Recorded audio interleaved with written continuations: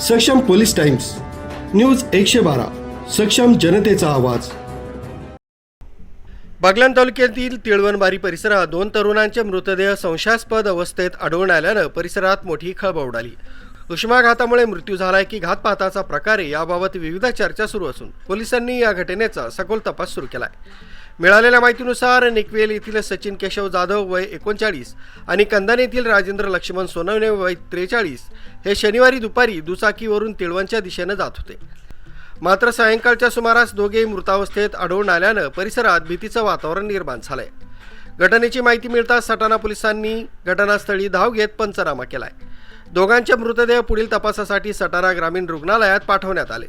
प्राथमिक तपासात मृत्यूचं नेमकं कारण स्पष्ट झालं नसलं तरी वैद्यकीय अहवालानंतरच सत्य समोर येणार असल्याचं पोलिसांनी सांगितलंय।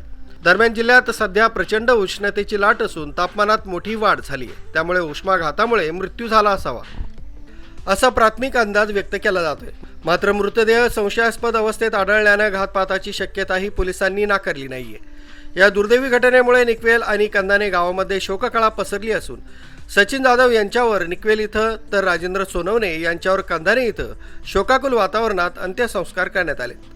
सटाणा पोलीस ठाण्यात अकस्मात मृत्यूची नोंद करण्यात आली असून उपनिरीक्षक दत्तात्रय राऊत पुढील तपास करीत आहेत। सटाणा पोलीस ठाणे येथे काल सायंकाळी खबर देणार किशोर लक्ष्मण सोनवणे राहणार कंदाने तालुका सटाणा यांनी खबर दिली की तिळवणबारी येथे त्यांचा भाऊ राजेंद्र लक्ष्मण सोनवणे व मित्र सचिन केशव जाधव हे संशयास्पदरित्या मयत अवस्थेत पडलेले आहे। म्हणून सदर ठिकाणी सायंकाळी 5:30 वाजेच्या सुमारास तात्काळ घटनास्थळी भेट देऊन खात्री केली असता सदर 2 इसमांना ॲम्ब्युलन्सने ग्रामीण रुग्णालय सटाणा येथे दाखल करण्यात आले। ग्रामीण रुग्णालय सटाणा येथील वैद्यकीय अधिकारी यांनी त्यांना तपासून मयत घोषित केले। तरी सदर प्रकरणामध्ये दोन्ही इसम एकाच वेळेस मयत अवस्थेत आढळून आल्याने नातेवाईकांनी विष बाधेचा संशय व्यक्त केला असून